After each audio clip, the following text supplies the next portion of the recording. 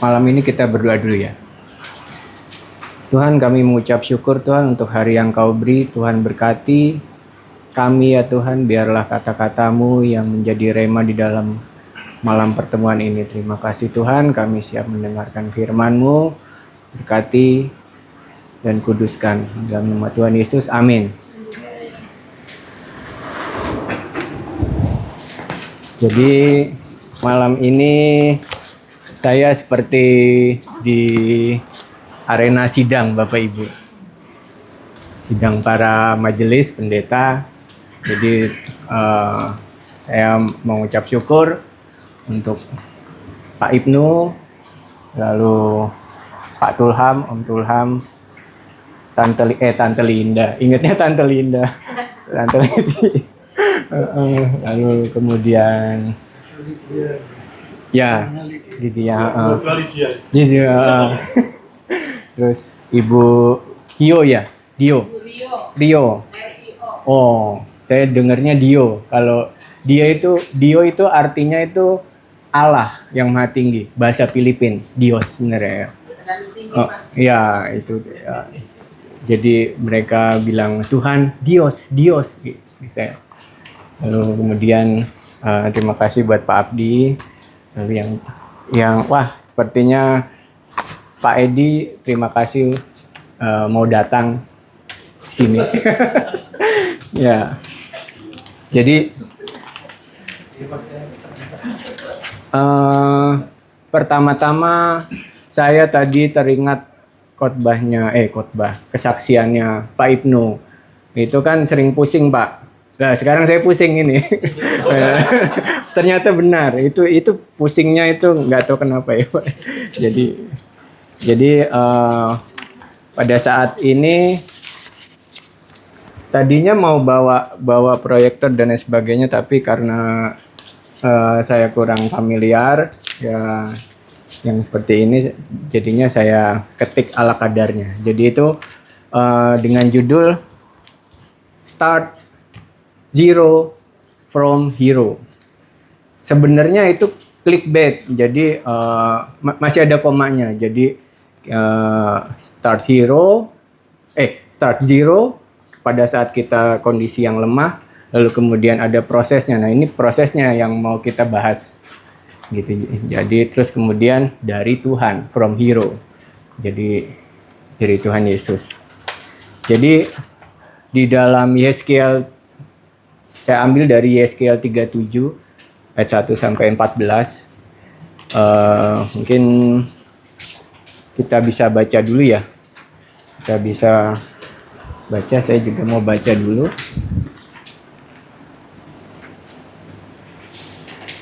Kita baca di Yeskiel.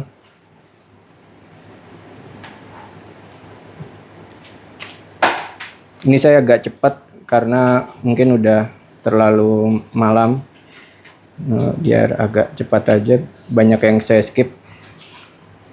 Kita baca di Yeskiel 37 ayat 1 sampai 14. Kita baca bergantian ya. Jadi yang bapak-bapak baca yang ganjil dan ibu-ibu ayat kedua yang genap dan seterusnya. Mari kita baca.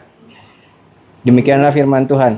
Lalu kekuasaan Tuhan meliputi aku dan ia membawa aku keluar dengan perantaraan rohnya dan menempatkan aku di tengah-tengah lembah, dan lembah itu penuh dengan tulang-tulang.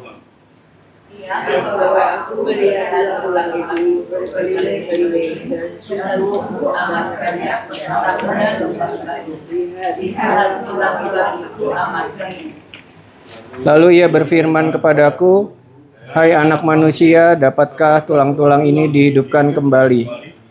Aku menjawab, ya Tuhan Allah, Engkaulah yang maha mengetahui. Lalu firman-Nya padaku, buatlah naik tulang-tulang ini, dan katakanlah kepadanya, hai tulang-tulang yang kering, dengarkanlah firman Tuhan. Inilah firman Tuhan Allah kepada tulang-tulang ini, aku memberi nafas hidup di dalammu, supaya kamu hidup kembali. Aku akan memberi orang-orang badan dalam daging padamu. Aku akan menutupi kamu dengan kulit dan memberikan kamu nafas hidup, supaya kamu hidup kembali, dan kamu akan mengetahui bahwa aku Tuhan. Lalu aku bernubuat seperti diperintahkan kepadaku, dan segera sesudah aku bernubuat, kedengaranlah suara sungguh, suatu suara berderak-derak, dan tulang-tulang itu bertemu satu sama lain. Sedang aku mengalaminya, lihat urat-urat ada dan jadi bulu padanya. Kemudian kulit menutupinya, tetapi mereka belum bernafas. Maka firman-Nya kepadaku, bernubuatlah kepada nafas hidup itu, bernubuatlah hai anak manusia, dan katakanlah kepada nafas itu, demikian Allah, hai nafas hidup, datanglah dari keempat penjuru angin, dan berembuslah ke dalam orang-orang yang terbunuh ini, supaya mereka hidup kembali. Lalu aku membuat seperti perintahnya kepadaku, dan nafas itu masuk ke dalam mereka, sehingga mereka hidup kembali. Mereka berjalan hanya suatu perkara yang sangat susah. Firman-Nya kepadaku, hai anak manusia, tulang-tulang ini adalah seluruh kaum Israel. Sungguh mereka sendiri mengatakan, tulang-tulang kami sudah menjadi kering, dan pengharapan kami sudah banyak, kami sudah hilang. Oleh sebab itu, bernubuatlah dan katakanlah kepada mereka, beginilah firman Tuhan Allah. Sungguh aku membuka huruf-hurufmu dan memberikan kamu hai umatku dari dalamnya, dan aku akan bawa kamu ke tanah Israel. Dan kamu akan mengetahui bahwa akulah Tuhan pada saat aku membuka kubur-kuburmu dan membangkitkan kamu, hai umatku, dari dalamnya. Akan memberikan rohku ke dalammu, sehingga kamu hidup kembali. Dan aku akan membiarkan kamu tinggal di tanahmu. Dan kamu akan mengetahui bahwa aku Tuhan yang mengatakannya, dan membuatnya demikianlah firman. Ya, terima kasih. Sedemikian firman Tuhan. Berbahagialah kita yang mendengar dan meresapinya dalam hidup ini. Jadi setiap kita di sini pasti memiliki yang dibilang kata orang itu seperti mau mati rasanya. Jadi menghadapi masalah, menghadapi cobaan hidup, ya baru dicoba-coba terus saja namanya cobaan ya. Tapi ya cobaan itu ya berat sekali gitu. Jadi apakah itu dalam bentuk di masa kecil, masa muda, lalu masa yang akan datang, itu pasti ada yang namanya masalah dalam hidup itu yang mungkin menurut kita itu nggak bisa prediksi. Sebenarnya kalau berharap itu kan prediksi yang positif, tapi ketika di depan udah ada obstacle, itu rintangan yang di depan, misalnya saya ingin ke sana, ke titik sana, dan ternyata besoknya itu saya nggak bisa, saya pusing, terus mendadak badan saya nggak enak gitu dan sebagainya. Itu pun juga merubah mindset kita yang tadinya itu harus ke sana, namun pada saat kita memiliki yang titik itu yang melemahkan kita, jadi yang tadinya kita memiliki nilai yang bagus gitu untuk semangat, besok semangat nih, ternyata sakit, ternyata pegel, ternyata hujan, ternyata banjir, Bapak Ibu, terus ternyata tiketnya kok naik gitu, kemarin 400 sekarang 600, kalau gitu harusnya beli kemarin 400 dan lain sebagainya. Itu adalah masalah-masalah yang membuat kita menjadi ke titik, bukan mungkin nolnya itu pas kita depresi banget gitu ya, yang sangat turun down ya. Itu mengurangi kita punya semangat, kita turun terus semangatnya sampai kata Tuhan kan, kalau kita mau dengan pujian dan kekuatan itu akan menguatkan tulang. Tapi kalau misalnya hati yang sedih, lalu kemudian semangat yang kurang gitu, itu akan mengeringkan tulang. Lah ini di dalam Yeskiel ini semangat yang mungkin sudah menjadi tulang gitu, yang udah tadinya berbentuk tubuh, lalu kemudian ada pembusukan di situ, lalu kemudian jadi tinggal itunya aja Bapak Ibu, tinggal rangkanya aja, jadi tinggal udah tinggal tulangnya. Jadi bilang jangkong. berangkong ya, betul itu. Jadi itu biasanya yang bisa kita lihat itu di waktu sekolah, atau ini udah punya cucu, anak cucu itu pernah ke lab biologi, yaitu apa namanya, tulang, kerangka tulang ada di situ biasanya. Lalu kemudian demikianlah orang Israel pada saat itu yang istilahnya tadinya itu kan pasukan elit istilahnya gitu, jadi yang memiliki badan yang bagus lah gitu, tentara seperti kalau ini apa ya Pak, Superman atau kalau Gatot Kaca. Lalu kemudian tinggal tulangnya doang. Kalau Gatot Kaca kan tulangnya besi ya, nah itu ya, tapi tulang juga. Lalu kemudian yang sudah jadi bangkai seperti itu. Namun Tuhan bilang begini gitu. Jadi dibawanya lah Yeskiel gitu. Lalu saya bilang kamu lihat ini semangatnya udah mati deh, udah nol banget gitu. Ini udah nggak berwujud, bernapas saja enggak gitu. Seperti itu. Lalu Tuhan bilang bernubuatlah gitu. Lalu kemudian entah gimana itu tulang-tulangnya itu berderap tuh gini. Pokoknya rame banget gini. Lalu kemudian dari tulang itu tumbuh saraf dulu, tumbuh saraf gitu. Terus kemudian tumbuh daging lapisan pertama, lapisan kedua, epidermis atau apa, pokoknya sampai ke kulit. Kemudian rangka udah keren, udah ototnya muscle-nya udah keren banget. Tapi saya nggak ada ya Bapak. Jadi udah keren banget. Tapi ada yang kurang gitu, semuanya udah dibikinnya bagus, di-build lagi. Tapi kalau Tuhan belum mengizinkan, artinya kalau nggak ada nafasku, ini cuma ya udah jadi badan doang yang bagus gitu, tapi dia nggak bisa hidup.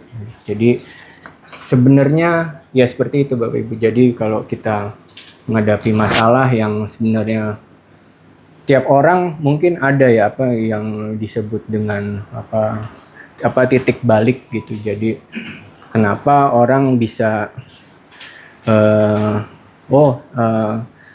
kenapa dia bisa kaya banget gitu, banget gitu. Jadi kan ada kaya, ada super kaya, ada ultra kaya. Lah ini yang udah ultra kaya nih gimana ini gitu. Tapi kalau sengaja di flashback, mungkin ceritanya tuh nggak yang kamu tuh harus belajar bisnis gini. Ternyata enggak, yang kebanyakan yang cerita sedih, saya pernah ditipu, anak saya narkoba, lalu kemudian terus kemudian keluarga berantakan dan sebagainya. Terus habis gitu ada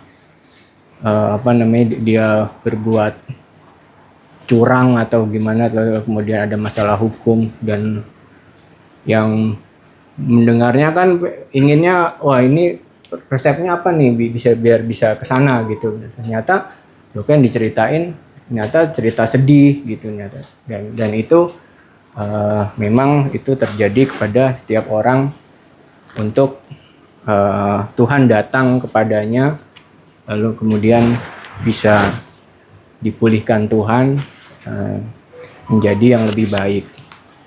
Lalu kemudian ini saya di sini ada mencontohkan itu istilahnya kalau yang tadinya itu kondisi melemahkan itu misalnya suatu kondisi sedih yang jauh dari normal gitu.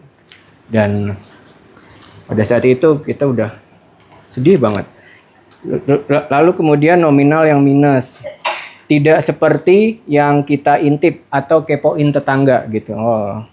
Lalu kemudian berubah bentuknya, susah kurus, susah gemoy.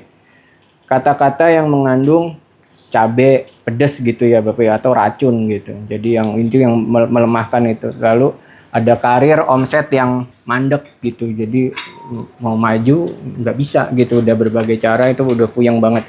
Atau bahkan bye-bye gitu. Jadi ternyata 2026 saya nggak bisa pegang proyek ini. Saya nggak bisa proyek itu. Lalu kemudian ada keluarganya seperti kapal Titanic pecah gitu, keluarga berantakan. Ini adik gue gimana sih, ini anak gue jadi gini dan sebagainya, terus seperti mau mati rasanya. Dan itu adalah kondisi contoh kondisi yang memang pada saat Yeskiel dibawa melihat semangat para tentara Israel itu yang memang sudah mati gitu istilahnya, udah tulang belulang. Lalu kemudian Tuhan datang, lalu Tuhan bernubuat, suruh bernubuat Yeskiel, lalu kemudian Tuhan memulihkan dan lain sebagainya sampai dari tulang dibentuk lagi sama Tuhan, lalu diberi nafas kehidupan sama Tuhan. Lalu dan dari situ bisa dilihat kondisinya berubah, jadi yang tadinya sedih itu jadi kondisi bahagia yang sudah di atas rata-rata bahagianya atau orang normal gitu. Lalu kemudian nominal yang surplus, jadi yang tadinya cuma punya 900 juta lah ini kok langsung 2M, loh 4M, loh 16, udah hampir T belum ya, masih panjang kalau T. Lalu kemudian ada identik gitu. Jadi saya ngelihat Pak Rudi gitu yang wah hebat ya gitu. Jadi arsitekturnya keren sekali gitu. Bisa dilihat di GKMI Pengharapan ya, itu karyanya beliau. Lalu kemudian di GKMI Bekasi, lalu kemudian di gereja-gereja yang lain. Itu karyanya tuh bagus sekali gitu. Saya kepengen seperti dia gitu, pengen banget seperti itu. Tuhan tolong mampukan saya. Kalau Tuhan sudah merancangkan seperti itu, maka saya bisa setara, yaitu identik seperti yang kita intip, seperti yang kita kepoin. Saya pengen jadi itu Tuhan, saya pengen kayak keluarga itu, saya pengen punya anaknya dokter, saya pengen punya anaknya pengusaha, saya ingin anaknya kuliah di luar kota, di luar negeri. Ya, kalau Tuhan mengizinkan, prosesnya itu tiap-tiap orang pasti berbeda-beda gitu. Jadi cara Tuhan ngomong itu mungkin kalau Tuhan ngomong sama saya caranya tuh ya berbeda. Jadi mungkin dari firman dan sebagainya. Ada orang yang bisa mendengar secara auditori gitu, jadi mendengar suara Tuhan gitu. Saya mendengar suara Tuhan, kalau saya itu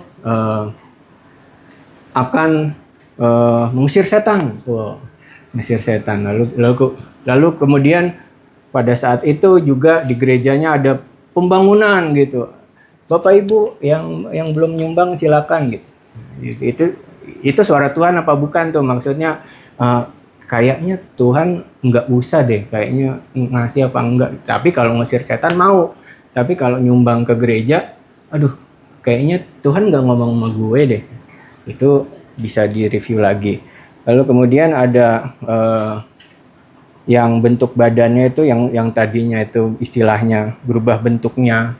Jadi kita yang tadinya punya pendapatan tiap bulan, lalu kemudian tiba-tiba emeritus ataupun pensiun ataupun harus tutup toko dan sebagainya, itu kan semuanya itu berubah bentuknya. Jadi pada saat Tuhan memulihkan, ya seperti yang Tuhan ingini, jadinya ideal. Lalu kemudian yang tadinya kata-kata yang pedas dan sebagainya itu supaya menjadi vitamin gitu kalau Tuhan sudah ada. Lalu yang tadinya karirnya mandek itu karirnya jadi naik, melesat gitu. Lalu yang tadinya bye-bye malah datang lagi. Ya, oh ini mau masuk ini nih. OPT ini mau masuk. Oh, dari Pak ini mau masuk, dari Bu ini mau masuk gitu. Jadi ya semakin banyak yang tadinya sekarang itu musimnya itu apa ya? Saya juga khawatir itu redenominasi. Kalau dilihat dari sejarah-sejarah yang dulu gitu, katanya itu mengurangi mata uang atau gimana itu ya ada yang bangga gitu ya, yang artinya kalau kita ke luar negeri mungkin kita transit ke Singapura misalnya, kita punya uang berapa gitu kan, kita tukar, loh kok uang rupiah tuh banyak banget gitu sampai nolnya tuh 100.000 gitu, ngeliatin kayaknya malu sekali tuh. Ya, mungkin yang nanti redenominasi mungkin akan bangga, tapi saya itu termasuk yang khawatir gitu. Jadi nanti mungkin saja yang tadinya 1,1 dolar jadi 1.100 itu kan tahu nanti ada pecahan sennya atau enggak nih kalau misalnya 1,2 nggak mungkin dia mau turun 1, bisa jadi 2 gitu. Kalau kita ibarat kata naik lagi, biasa kita beli beli minuman harganya 12.000 kan, jadinya 1,2 ya, 12 itu misalnya 12.500. Itu kalau dengan redenominasi apakah bisa nanti jadi 15.000 atau 15 atau bahkan naik lagi ke 20 gitu. Itu yang bisa disebut nanti tahun 2026 itu banyak yang katanya pendeta yang miliki orang dalam di Partai Demokrat itu katanya hati-hati di 2026. Mungkin itu bisa terjadi nanti. Lalu kemudian pendeta tersebut mengatakan bahwa nanti Indonesia dipulihkan di 2032. Berarti nggak tahu nanti pemulihannya di antara ganti presiden atau gimana nanti. Jadi tapi yang berat itu pada saat 2026 ini perekonomian pasti sangat berat, sangat berat ya, sangat berat. Dan kita mungkin bulan depan belum terasa, mungkin bulan depannya lagi baru mulai terasa karena memang trennya turun.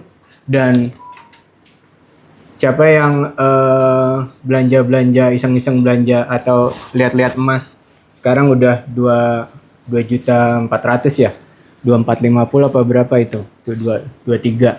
Nah itu katanya Bapak Ibu nanti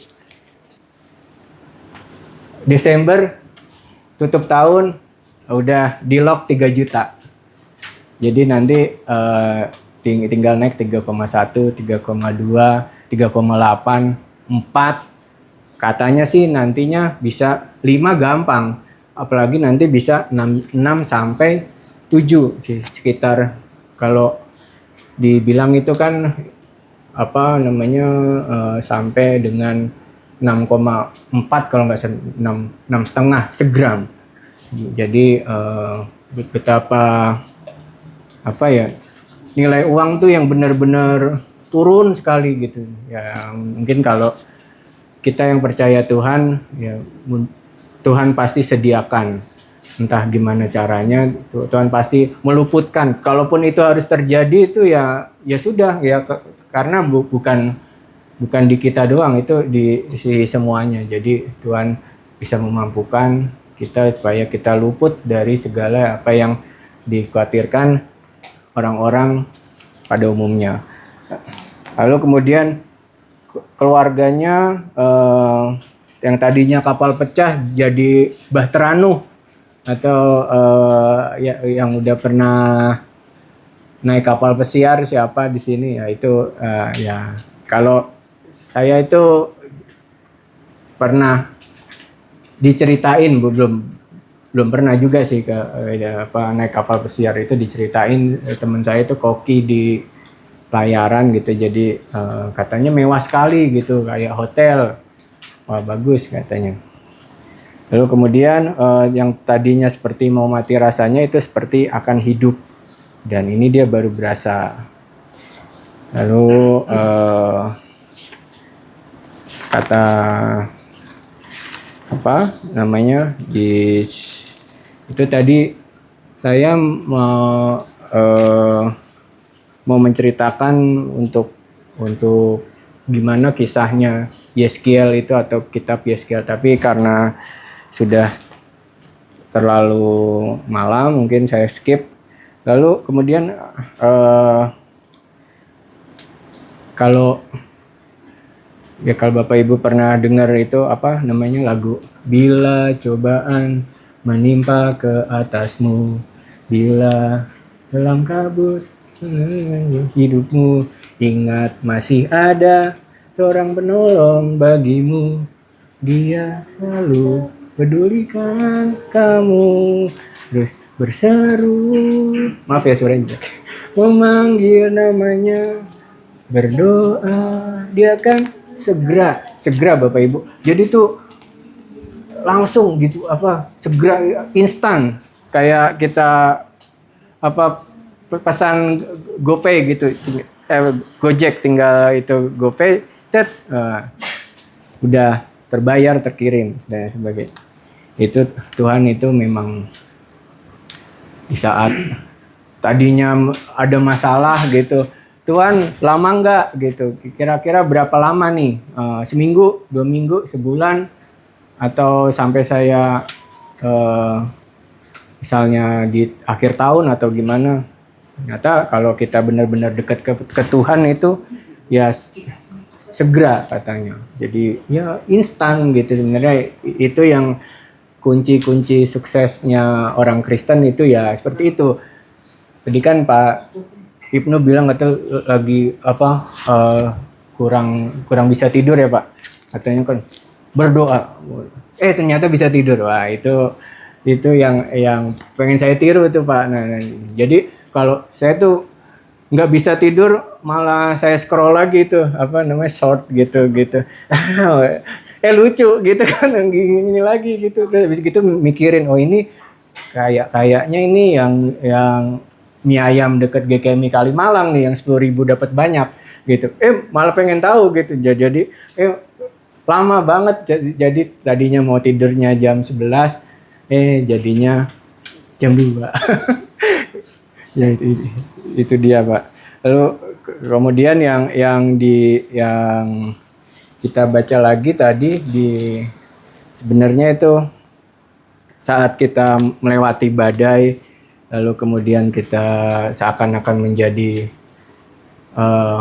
manusia yang sudah mati sampai seperti mayat dan kembali ke tulang, bukan kembali ke tanah ya. Jadi kalau di sini menceritakan itu sampai tulang dulu gitu, sampai tulang dulu. Kemudian di situ kita lihat di resepnya itu ada di ayat 4.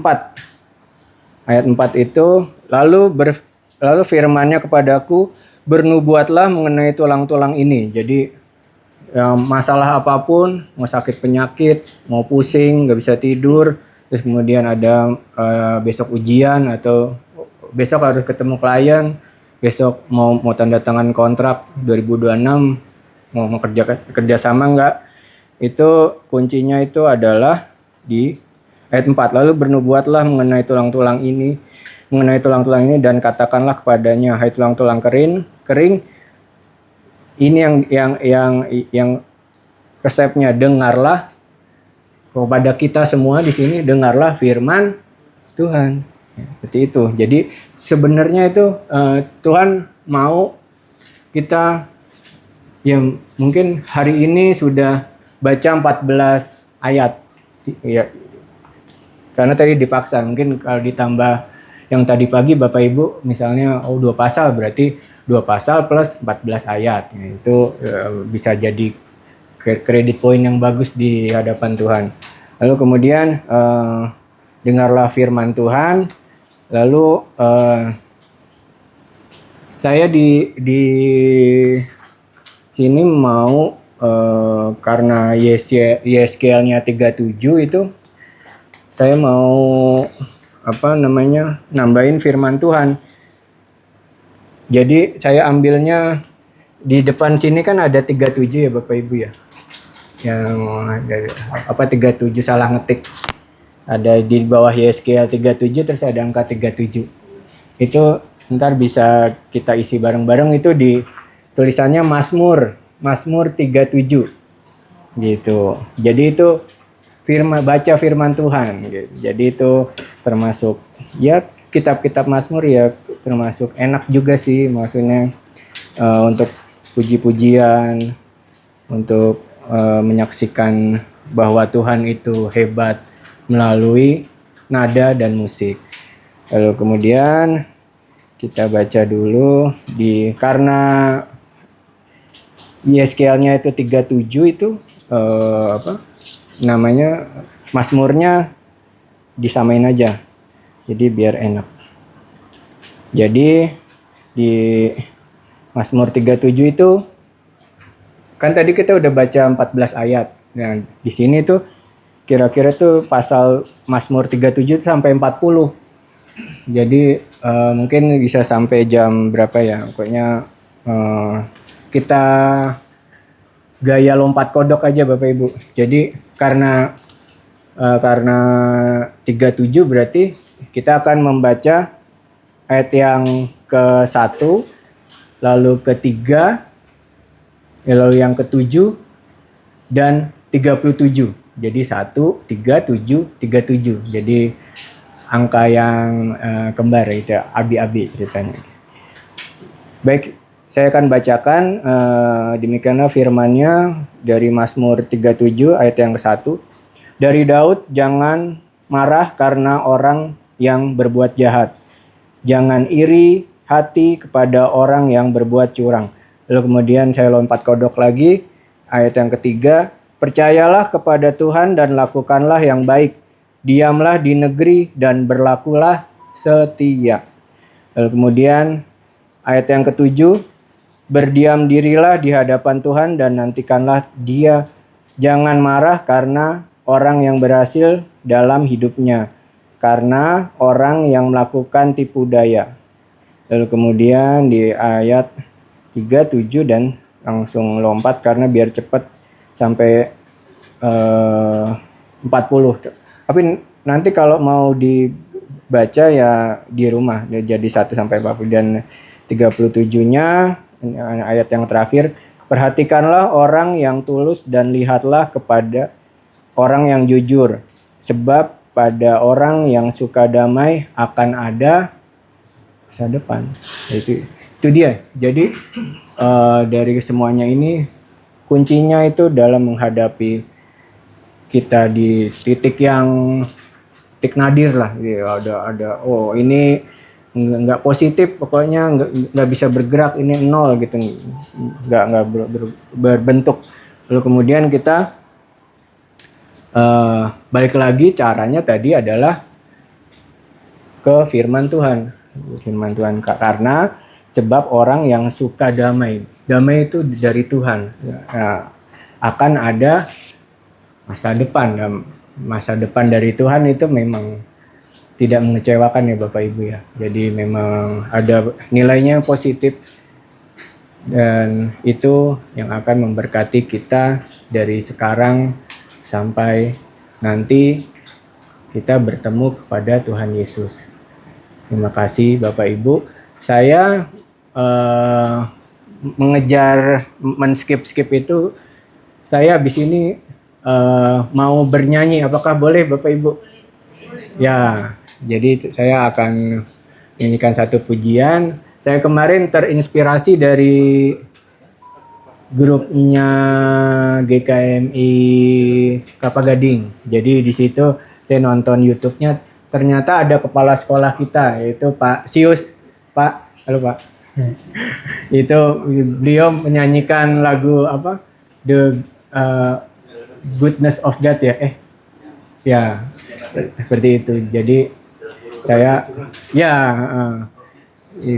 main piano ya Pak kemarin ya Pak. Main piano. Ya, jadi saya terinspirasi dari beliau. Baik Bapak Ibu, saya akan menyanyi dulu. Saya tidak bisa suara yang bagus dan saya akan berusaha jelas aja. Bagus enggak? Saya ambil gitarnya ya.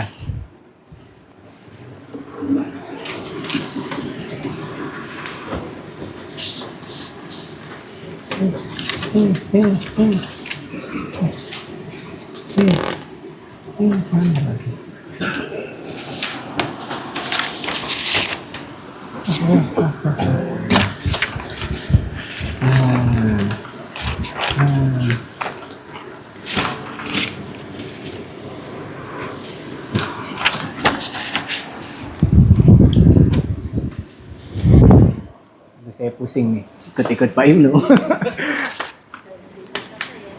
Ya. Enggak, Pak, udah Pak. Saya pegangkan. Oh, ya ampun, dipegangin loh.